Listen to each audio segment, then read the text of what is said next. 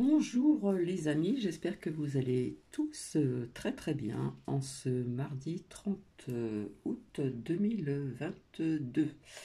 Et oui, c'est la fin du mois. Comme je vous avais dit, le temps passe très très vite. Donc je remercie Josiane pour son extrême gentillesse. D'ailleurs, j'ai oublié d'épingler son commentaire. Donc bisous à Josiane. C'est vrai que j'ai très peu de commentaires, c'est vrai qu'il y a de moins en moins d'abonnés. J'en suis navrée, mais bon, voilà. Bref, je vais passer à autre chose. Euh, alors j'ai une amie qui a fait donc une randonnée dans une, comment dire, on va dire une forêt, etc. Et puis elle m'a envoyé une photo, comme quoi que parfois, comme je vous ai montré auparavant, sur un tronc d'arbre, sur le sol, on peut découvrir des choses. Et là, cette photo, merci Marie, la prise me l'a envoyée parce que quand je vais vous montrer cette photo, je pense que cela va vous parler. Pour certaines personnes, bien sûr. Ben, écoutez, je vais déjà, pardon, alors j'ai l'ordinateur à côté parce que je vais vous dire pourquoi par la suite. Et je vais vous lire donc la phrase du jour. Alors, la phrase du jour, la phrase du jour. En attendant, j'espère que vous avez bien dormi. Il y a des personnes qui ne dorment pas très bien. Personnellement, j'ai très bien dormi. J'ai été réveillée un peu plus tôt que prévu. Et là, je pense qu'il est, ouais, il est 9h15 pratiquement. Alors, la phrase du jour est: les étoiles sont des lampadaires de l'éternité. Et donc, je vais vous montrer cette fameuse photo, mais j'ai laissé le store fermé ici, dans cette pièce, parce que quand je vous montre des photos, on ne voit pas très bien s'il fait jour. Et là, cette photo m'a incité, m'a, comment dire, aiguillé à venir vers vous pour vous montrer un commentaire. Voilà, j'en ai déjà parlé ultérieurement sur la civilisation atlante. Voilà. Donc c'est très intéressant. On parle de beaucoup de choses, hein. On ne parle pas que de ça. On parle aussi des médiums. On parle de comment dire, de tout ce que nous avons tout autour de nos corps. Nous avons plusieurs corps. Le corps ceci, le corps cela, l'aura, etc., etc., etc. Mais voilà, on en prend, on en laisse, parce qu'il y a des personnes qui se posent des questions. D'où nous venons, d'accord?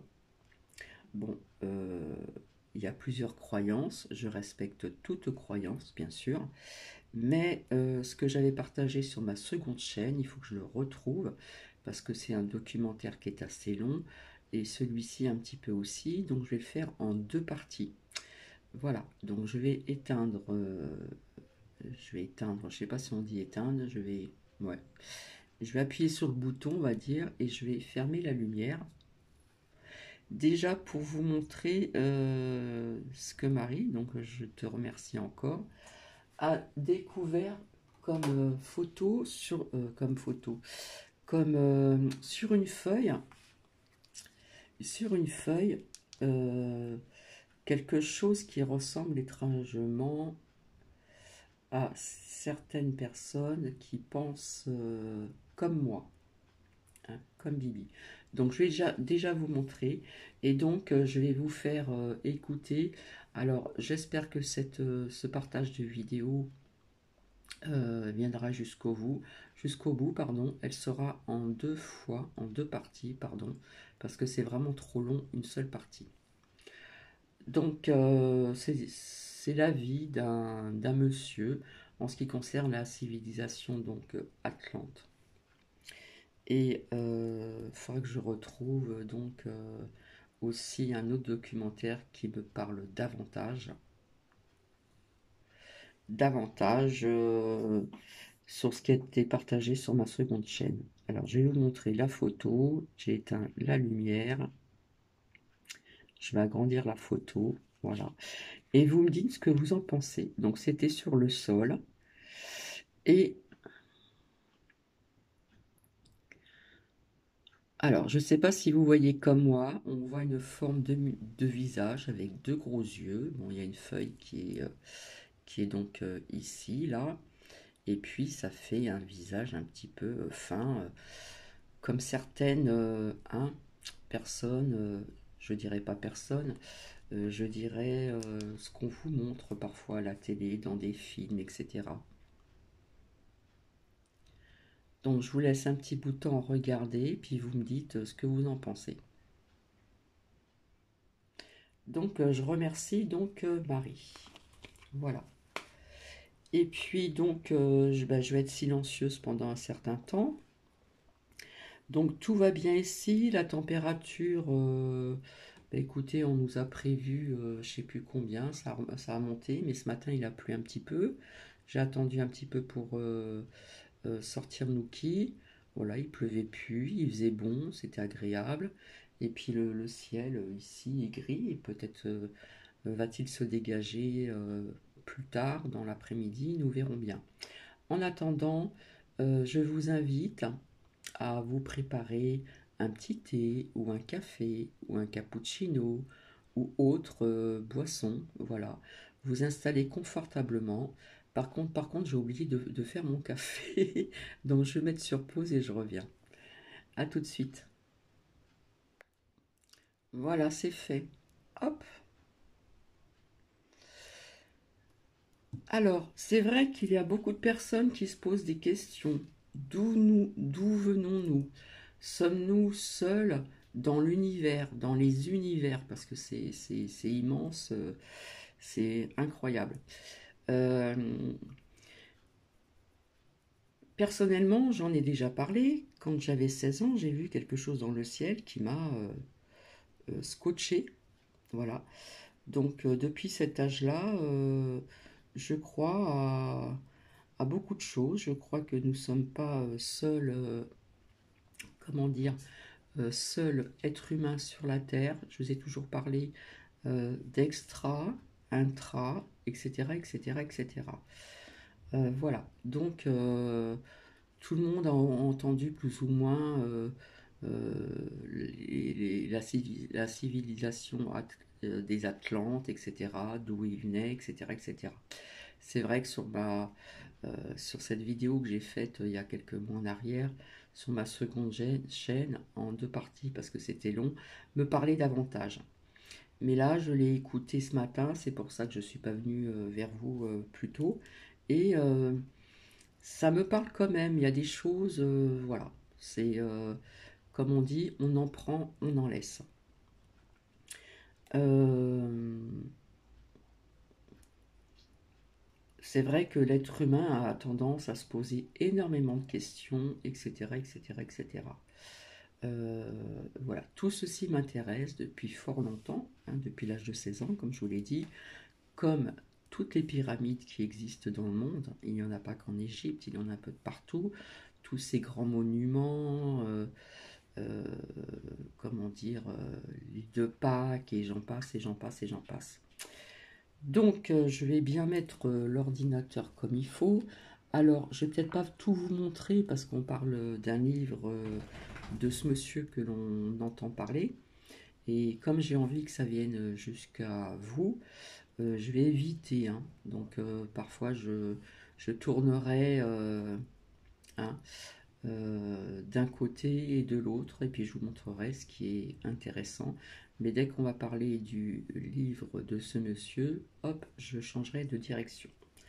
Voilà, donc ça va être long, ça va être en deux parties. Donc comme je vous l'ai dit, si vous voulez vous installer, vous regarderez quand cela vous dira. À qui ça intéresse bien sûr, parce que cela n'intéresse pas tout le monde. Il y a des gens qui sont très terre à terre et qui ne croient pas en grand-chose, qui croient en ce qu'ils voient. Et personnellement, ce que j'ai vu à l'âge de 16 ans, c'est ancré en moi depuis euh, de nombreuses années. Et, euh, et ce que j'ai entendu aussi d'un membre de ma famille, ce ce qu'il a vu, parce que c'est mon frère quand il était jeune dans les Pyrénées-Orientales. Bon, il a vu certaines choses un peu bizarroïdes aussi. Et comme c'est quelqu'un qui est très très terre à terre, eh bien, je l'ai cru. Voilà. Donc nous allons commencer. Je vous souhaite un bon visionnage. J'espère que cela comment dire, je bafouille, vont vous intéresser parce qu'on ne parle pas que de ça. On parle de beaucoup de choses très intéressantes, du troisième œil, du corps éthérique, du corps ceci, du corps astral, l'aura, euh, plein de choses très intéressantes. Voilà. Après, il y a des choses qui me parlent moins et qui me parlent davantage sur ce partage que j'ai fait sur ma seconde chaîne. Voilà, je vous souhaite bon visionnage, j'espère que vous allez bien, que, que tout se passe bien pour vous, pour le meilleur du monde. J'ai trouvé que ça changerait un petit peu, hein, je reviendrai vers vous pour les oracles. Je voulais changer un petit peu. Comme je vous l'ai dit, c'est une chaîne de plusieurs partages différents. Hein, c'est un panache un petit peu de tout. Voilà, et ça change un petit peu. Donc je vais mettre sur pause, je vais hop décliner et vous mettre ceci. Voilà, j'espère que le son sera assez fort et je vous dis à plus tard.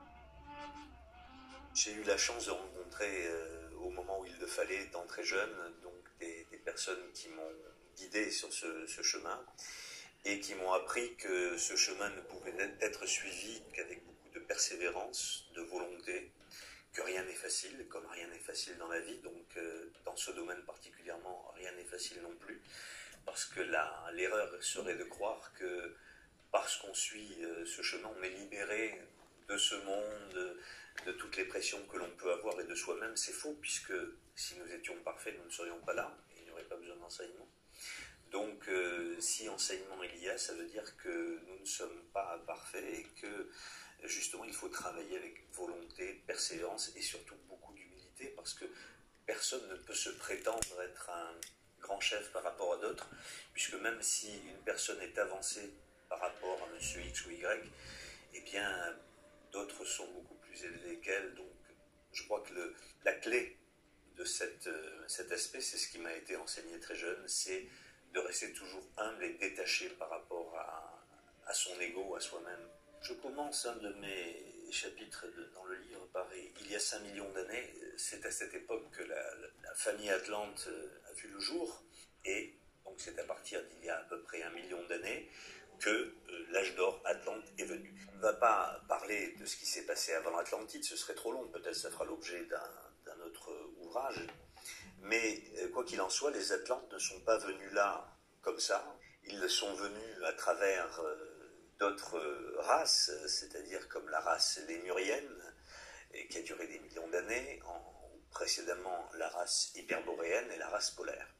Les races qui se succèdent, nous sommes à la 5e race aujourd'hui, nous sommes la race aryenne. Alors, je voudrais préciser, comme je l'ai précisé dans le livre, parce que ces termes peuvent peut-être surprendre les auditeurs, quand j'emploie le mot race, et c'est pour ça que je l'emploie avec beaucoup plus de facilité, puisque je m'explique à ce sujet dans le livre, il ne s'agit pas d'une race discriminatoire, bien entendu.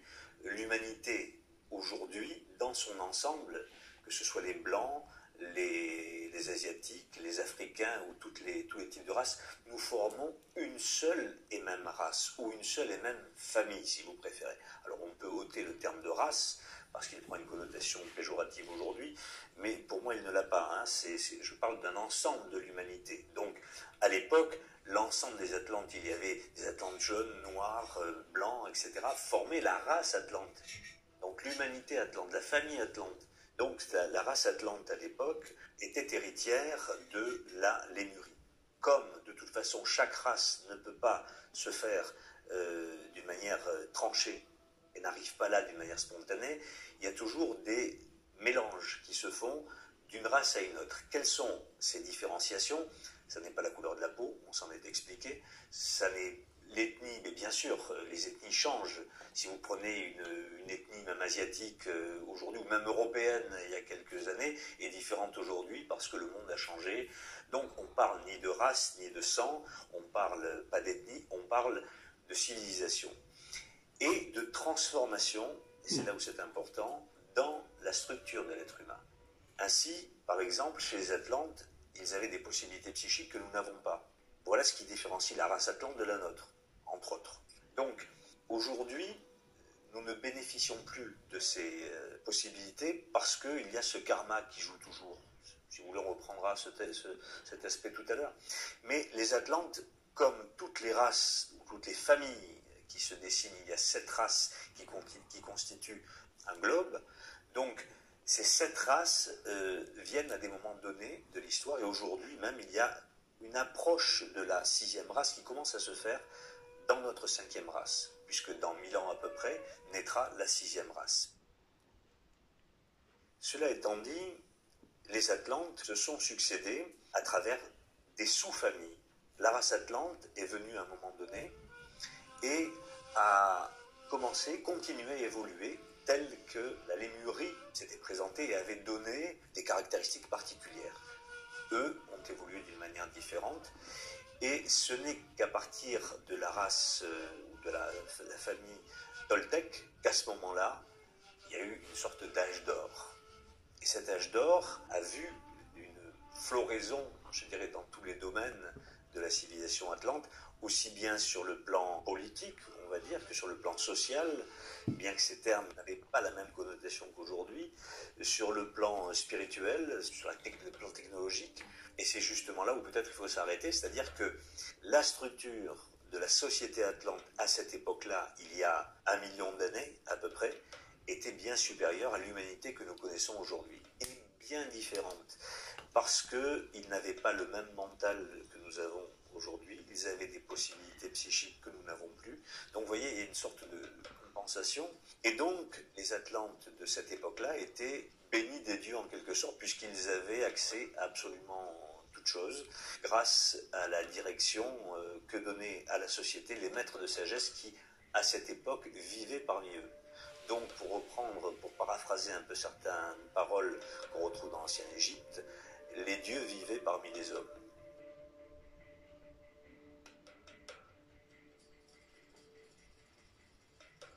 Qui étaient ces Atlantes? Eh bien, c'était des êtres, par rapport à nous, physiquement très grands, et la taille n'a fait que décroître depuis lors. Ils étaient physiquement très grands, 5-6 mètres, et puis ensuite ça décrut à 3 mètres, et donc d'une constitution, d'une robustesse extraordinaire. Ils ne connaissaient pratiquement pas la maladie, alors que nous sommes chétifs par rapport à eux, vraiment, à tout point de vue. Ils ne connaissaient pas les problèmes sociaux que nous connaissons. Ils ne connaissaient pas les troubles que l'on peut connaître. Ils avaient tout à leur disposition. C'était des enfants gâtés d'une certaine façon, bénis par les dieux, puisqu'ils avaient accès à beaucoup de choses auxquelles nous n'avons plus accès. Donc, ces Atlantes vivaient avec une structure différente. Physiquement, on l'a vu. Psychiquement, eh bien, ils étaient beaucoup plus développés. Ils avaient des perceptions qui avaient quand même diminué, parce qu'il faut dire lors de la civilisation lémurienne, l'œil central, c'est-à-dire le 3e œil, donc avec toutes les possibilités que ce 3e œil peut offrir, était beaucoup plus développé. D'ailleurs, on en trouve l'illustration dans les allégories mythiques, comme celle d'Ulysse tuant le cyclope, Polyphème, en lui plantant un pieu dans le 3e œil. Ça veut dire que justement Ulysse, représentant la famille atlante qui arrive, a détruit d'une certaine façon cette famille atlante, la dernière branche lémurienne qui se présentait. Et surtout, une atrophie donc de ces possibilités. Mais néanmoins, ils avaient énormément de possibilités psychiques. Mentalement, ils étaient moins évolués que nous. Pourquoi? Parce que dans l'arc de l'évolution, on va de plus en plus dans la densité. Et là, nous sommes, avec notre 5e race, dans, je le répète, race étant humanité, bien entendu.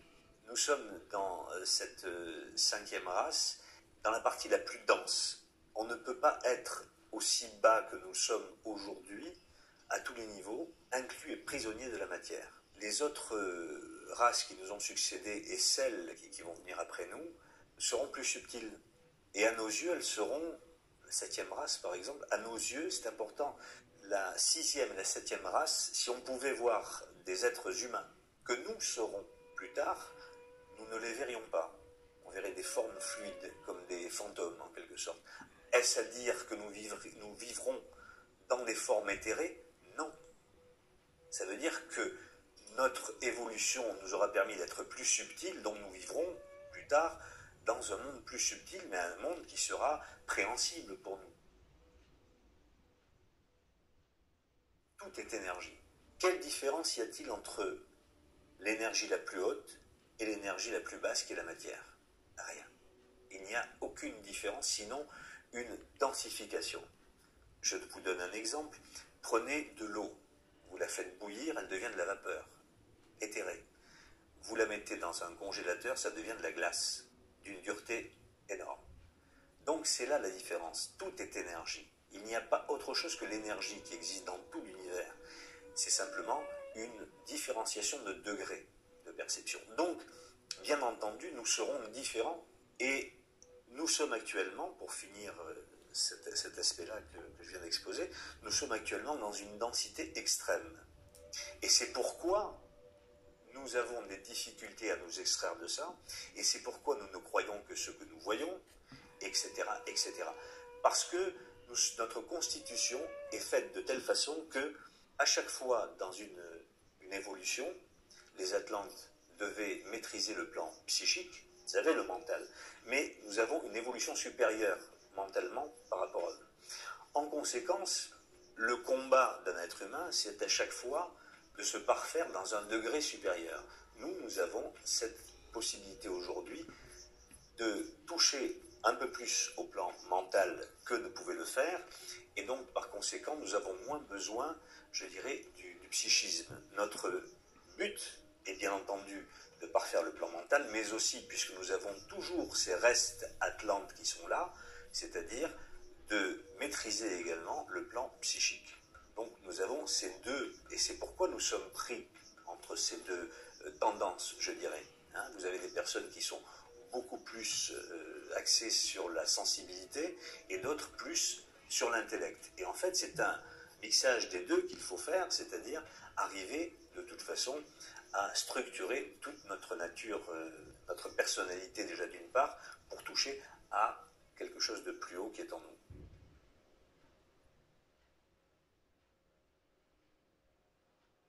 La situation géographique de l'Atlantide, elle était bien entendu située dans le livre que j'ai écrit. Il y a les cartes qui permettent d'avoir une idée de ce qu'était l'Atlantide.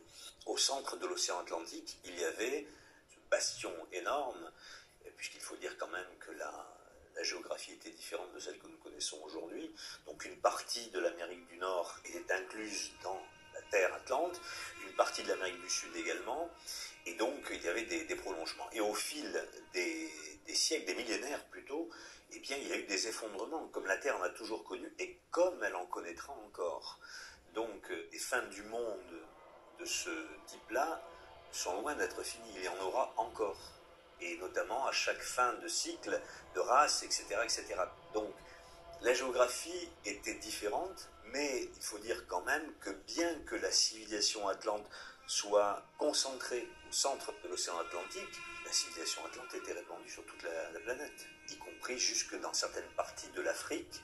D'ailleurs, on retrouve dans les têtes Olmec, ces fameuses têtes, vous savez, gigantesques, on retrouve des aspects négroïdes, eh bien tout simplement parce qu'il y avait des Atlantes noirs et qui pouvaient passer plus facilement par les terres, donc puisque la géographie était différente. Alors il y a eu des effondrements, il y a eu ce qu'on appelle le grand déluge, c'était il y a 869 000 ans à peu près, où là tout s'est effondré et il y a eu après un exode colossal, donc sur la partie plus ou moins celle qu'on connaît aujourd'hui, qui est la partie de l'Europe, tout à fait différente, puisque c'est à ce moment-là que les Alpes se sont soulevées, etc. Il y a eu des cataclysmes impressionnants. impressionnant, et ils se sont réfugiés en Inde. Donc. Voilà comment sont déroulés les différents cataclysmes. Il y a eu ensuite, il y en a eu un il y a 200 000 ans environ, il y a 80 000 ans, et puis il y a à peu près 12 000 ans, le fameux cataclysme de la petite île qui restait, mais qui était quand même très grande, dont parle Platon, qui était Poséidonis, donc cette île où il n'y avait qu'une civilisation atlante complètement dégénérée, déjà qui, comme le dit Platon, se battait à l'arc et à la flèche. Donc vous voyez, on n'était plus dans cette civilisation atlante extraordinaire. Poséidonis, c'était le reste, si vous voulez, de toute cette île immense qui était au centre de l'océan Atlantique. Et bien Poséidonis est devenue une toute petite partie de terre, une île, très grande certes, mais petite par rapport à ce qu'était l'Atlantide auparavant, et qui était située au cœur même de l'océan Atlantique. Et donc, beaucoup d'auteurs par le passé parlent justement de la difficulté de circuler sur l'océan Atlantique, parce que c'était une mer de boue, c'était par les fonds marins, par la vase, par tout ce qui était ressorti, ce magma, etc., l'océan Atlantique était vraiment difficile d'accès, à cause de tous ces effondrements successifs, et puis le dernier effondrement donc de Poséidonis. Et à l'époque de Poséidonis, il y a 12 000 ans, la géographie de la Terre était à peu près celle qu'on connaît aujourd'hui.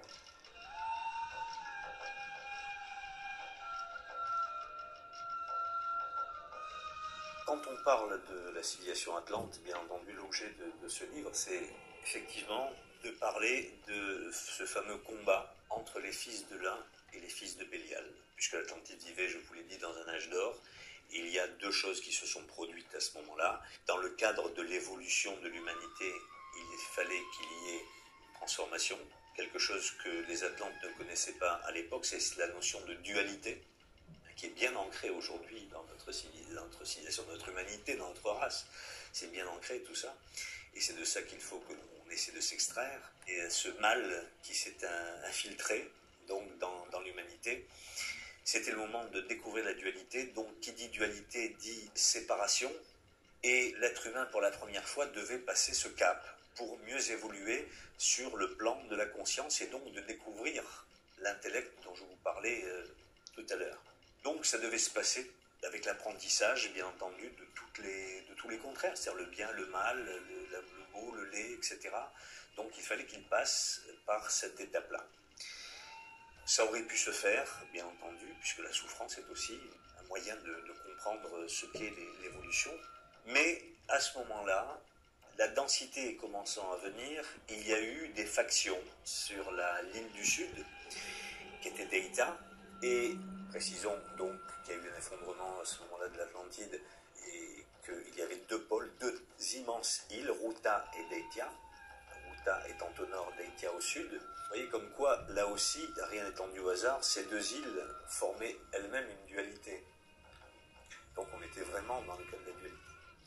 Et donc les Atlantes, à ce moment-là, ont commencé à saisir que quelque chose se passait. Et effectivement, c'est là qu'a commencé un travail de densité plus important, où ils ont commencé à avoir le culte de l'ego, le culte de la matière. Et c'est à ce moment-là que s'est produit une sorte de cassure. Alors la dualité, bien sûr, mais regardez, on n'est pas si loin de ça que les Atlantes, parce qu'aujourd'hui, le culte de l'ego, il faut mettre des images sur des mots. Le culte de l'ego, ça ne veut pas dire grand-chose pour les gens, mais regardez aujourd'hui. Qu'est-ce qui se passe? Vous avez des émissions de télévision où on fait constamment le culte de l'ego. Les publicités, c'est le culte de l'ego, c'est les parfums, c'est l'habillement, c'est prôner la jeunesse éternelle par des liftings, par etc., etc. J'en passe. Alors nous avons un corps, bien entendu, il faut s'en occuper. Bien entendu, il faut faire attention. C'est notre véhicule, c'est notre temple. Donc nous sommes là pour nous occuper de notre corps. Mais de là à passer à l'excès du culte du corps, non. Et c'est ce qu'avaient commencé à découvrir les Atlantes. Et donc, cassure à ce moment-là, et c'est à ce point précis dans l'évolution de l'humanité qu'une force est venue d'ailleurs, qui s'est infiltrée dans la civilisation, dans l'humanité, et cette force étant générée par les formes erratiques venues de Mars, et qui était cette civilisation dégénérée qui s'est infiltrée et qui continue à s'infiltrer sur Terre.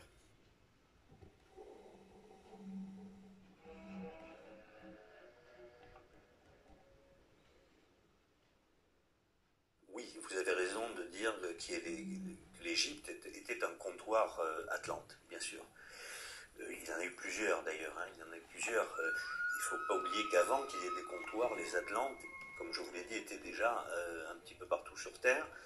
Ils avaient des comptoirs, on peut même dire comptoirs, oui, parce que c'était des comptoirs économiques, de la civilisation de Tartessos, etc., ce qui est autre chose, mais enfin, toute cette partie proche de l'Atlantide était effectivement des comptoirs. Des représentations, peut-être, ce serait un mot plus exact, de la civilisation atlante. Alors bien entendu, il y a eu l'Égypte, mais avant ça, il y a eu l'Inde. C'est quand même l'Inde, et c'est pour ça que l'Inde est si importante aujourd'hui encore.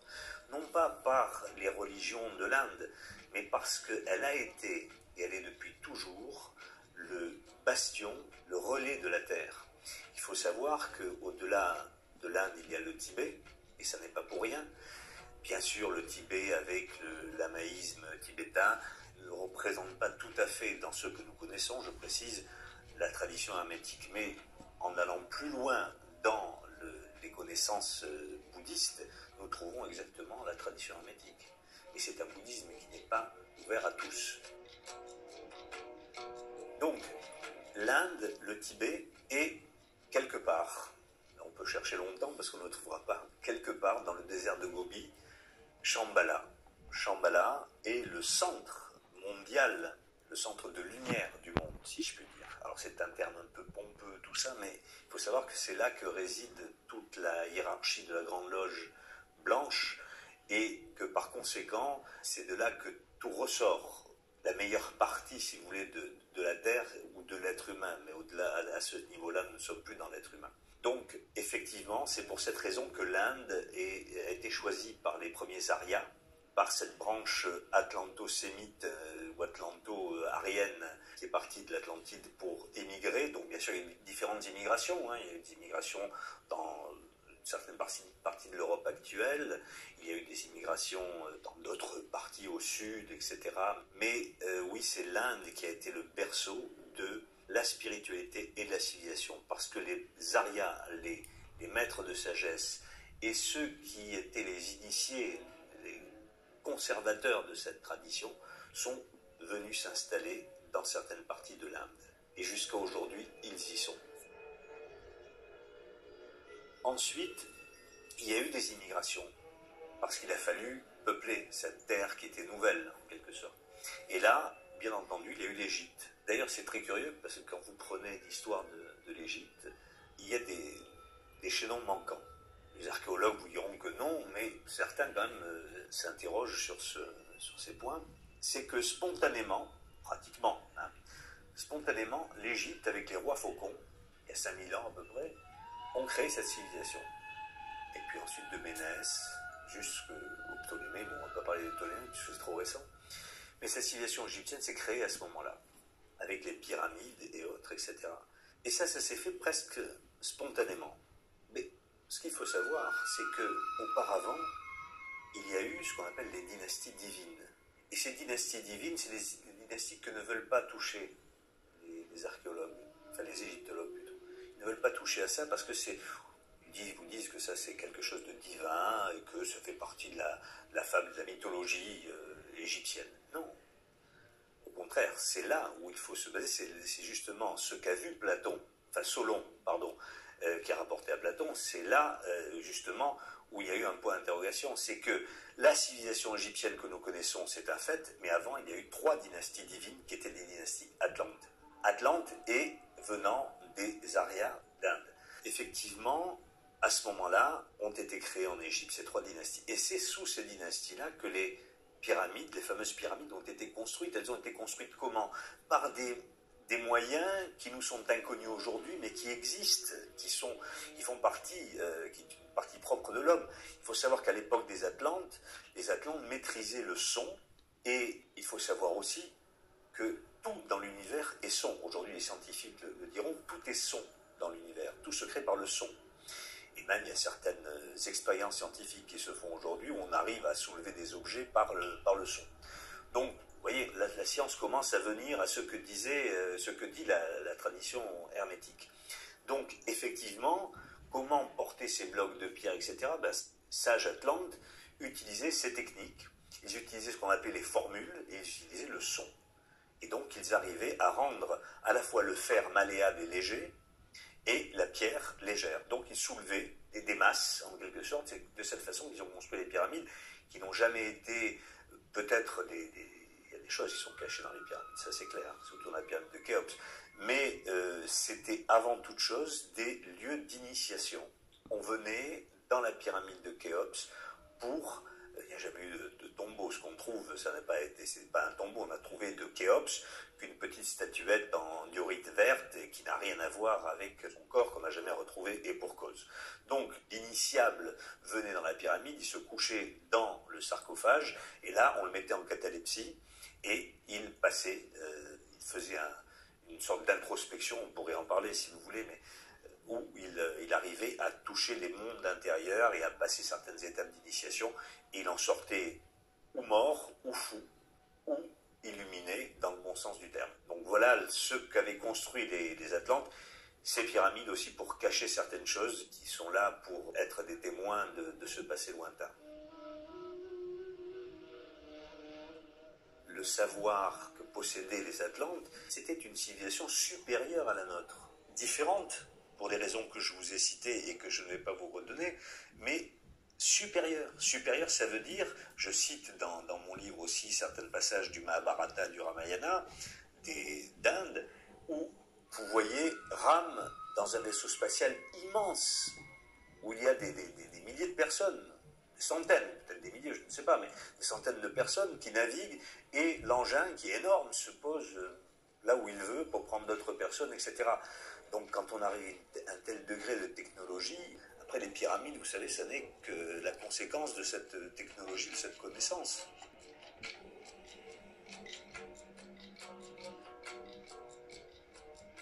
Bien entendu, on peut se poser la question, est-ce que les Atlantes nous ont laissé des traces de leur civilisation? Alors je vous dirais non. Je serais tenté de vous dire non, parce que les seules traces que l'on pourrait trouver, imaginez l'île d'Atlantis s'effondrant. Vous savez aujourd'hui, par le principe de la tectonique des plaques de Wegener, que les plaques, quand elles s'effondrent, elles créent des tsunamis immenses, surtout s'il y a des feux souterrains, etc. Donc il y a forcément des changements de géographie. Des terres qui s'élèvent, d'autres qui s'enfoncent, etc. Donc si le continent s'est effondré, c'est comme un trou qui se fait dans la terre, si ça s'effondre, c'est pas ailleurs qu'il faut chercher, c'est dans le trou. Or le trou, si vous me permettez, est au centre, au cœur de l'océan Atlantique. Mais non seulement des feux souterrains ont détruit toute l'île, quand je dis île, c'est presque un continent, hein, a détruit toute l'île. Donc il y a eu des magmas, de la vase, etc. Et tout ça, il faudrait passer à travers des concrétions énormes, à 4000 mètres de fond, peut-être pas tant dans l'océan Atlantique, mais descendre très profondément pour enlever tout ce magma, toutes ces concrétions, et trouver quoi? Quelque chose qui est complètement dévasté. On ne trouverait rien. Mais il y a des vestiges qui ont été préservés, entre guillemets, notamment par les dernières. Alors là, je vous parlais de l'Atlantide il y a à peu près 869 000 ans. De cette Atlantide, oui, il reste certaines choses, mais il faudrait chercher dans le haut des montagnes. C'est là où on pourrait retrouver des vestiges, parce que quand une masse s'effondre, ça fait élever une autre. Donc, ce qui était avant l'effondrement au même niveau pratiquement que l'Atlantide devient aujourd'hui une montagne. Donc c'est peut-être dans les montagnes qu'il faudrait chercher, notamment dans les Himalayas ou dans les Alpes, ou dans d'autres montagnes peut-être. Dans certaines autres parties du monde, comme notamment le Pérou, certaines parties du Nicaragua, du Costa Rica, ou encore au Mexique, on trouve des traces. Vous savez, au Pérou, Sacsayhuaman, la route de l'Inca, Cusco, dans d'autres parties du monde aussi, tous les dolmens et menhirs que vous pouvez voir, on les attribue aux druides. Les druides n'ont jamais construit de menhir. Ils en ont peut-être fait en copiant ce qu'ils avaient, ce que leur civilisation avait trouvé. Mais à l'époque, les Atlantes avaient mis c'était des cadrans solaires en quelque sorte. Et peut-être, moi je tenterai cette hypothèse, qui n'est qu'une hypothèse, sont peut-être comme des points d'acupuncture sur la Terre pour dévier ou stimuler certaines formes d'énergie. Il y a dans toute cette histoire des vestiges qui ressortent, mais qui ne sont pas des vestiges, ou rares sont les vestiges de la première Atlantide. Là on est dans l'Atlantide de Poséidonis et un peu avant, avec les vestiges dont je vous ai parlé, qu'on retrouve dans certaines parties de l'Amérique du Sud. Pourquoi l'Amérique du Sud? Parce qu'elle était plus préservée, ou d'autres ailleurs. Et même la pyramide donc dite de Khéops, qui est un des plus vieux vestiges connus au monde, mais qui est un des derniers vestiges construits par les Atlantes. J'ai omis de vous dire une chose au sujet de ces anciennes civilisations, c'est qu'il y a une partie du monde qui abrite des vestiges encore plus anciens que cela, c'est la fameuse île de Pâques. Cette île de Pâques a des dizaines de statues qu'on appelle les Moai, qui sont des êtres gigantesques, dont on découvre maintenant qu'ils n'avaient pas qu'une tête, mais tout un corps. Bon, ça c'était un peu prévisible quand même, je pense. Et on retrouve sur ce petit rocher, donc perdu dans l'océan Pacifique, ces géants de pierre. Eh bien, là, on est encore dans quelque chose de plus vieux dans le temps. C'est-à-dire que on a, avec ces statues de l'île de Pâques, la représentation physique un peu stylisée quand même, des Lémuro-Atlantes, c'est-à-dire bien avant l'Atlantide, ou au moment où l'Atlantide a commencé à vivre en tant que telle. Donc là, on a des statues qui ont été enfouies pendant des millénaires et qui sont ressorties ensuite. Et c'est ce bastion qui est ressorti qui nous donne le témoignage de la vie des Lémuro-Atlantes par l'intermédiaire de ces statues de l'île de Pâques.